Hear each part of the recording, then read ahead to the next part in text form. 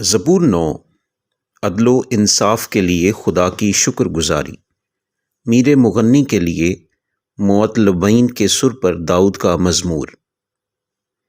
میں اپنے پورے دل سے خداوند کی شکر گزاری کروں گا، میں تیرے سب عجیب کاموں کا بیان کروں گا، میں تجھ میں خوشی مناؤں گا اور مسرور ہوں گا۔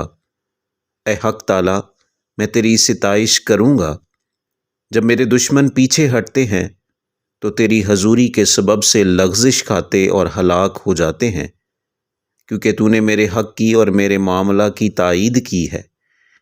تو نے تخت پر بیٹھ کر صداقت سے انصاف کیا، تو نے قوموں کو جھڑکا، تو نے شریروں کو ہلاک کیا ہے، تو نے ان کا نام عبدالآباد کے لیے مٹا ڈالا ہے۔ دشمن تمام ہوئے، وہ ہمیشہ کے لیے برباد ہو گئے، اور جن شہروں کو تو نے ڈھا دیا ان کی یادگار تک مٹ گئی۔ لیکن خداوند ابد تک تخت نشین ہے، اس نے انصاف کے لیے اپنا تخت تیار کیا ہے، اور وہی صداقت سے جہان کی عدالت کرے گا، وہ راستی سے قوموں کا انصاف کرے گا۔ خداوند مظلوموں کے لیے اونچا برج ہوگا، مصیبت کے ایام میں اونچا برج، اور وہ جو تیرا نام جانتے ہیں تجھ پر توکل کریں گے، کیونکہ اے خداوند تو نے اپنے طالبوں کو ترک نہیں کیا ہے۔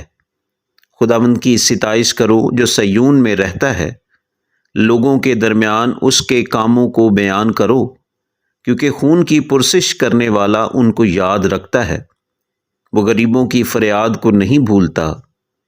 اے خداوند مجھ پر رحم کر، تو جو موت کے پھاٹکوں سے مجھے اٹھاتا ہے، میرے اس دکھ کو دیکھ جو میرے نفرت کرنے والوں کی طرف سے ہے، تاکہ میں تیری کامل ستائش کا اظہار کروں۔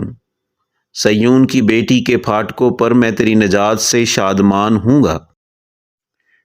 قومیں خود اس گھڑے میں گری ہے جسے انہوں نے کھودا تھا، جو جال انہوں نے لگایا تھا اس میں انہی کا پاؤں پھنسا۔ خداوند کی شہرت پھیل گئی، اس نے انصاف کیا ہے، شریر اپنے ہی ہاتھ کے کاموں میں پھنس گیا ہے۔ شریر پاتال میں جائیں گے، یعنی وہ سب قومیں جو خدا کو بھول جاتی ہیں، کیونکہ مسکین سدا بھولے بسرے نہ رہیں گے، نہ غریبوں کی امید ہمیشہ کے لیے ٹوٹے گی۔ اٹھ اے خداوند، انسان غالب نہ ہونے پائے، قوموں کی عدالت تیرے حضور ہو۔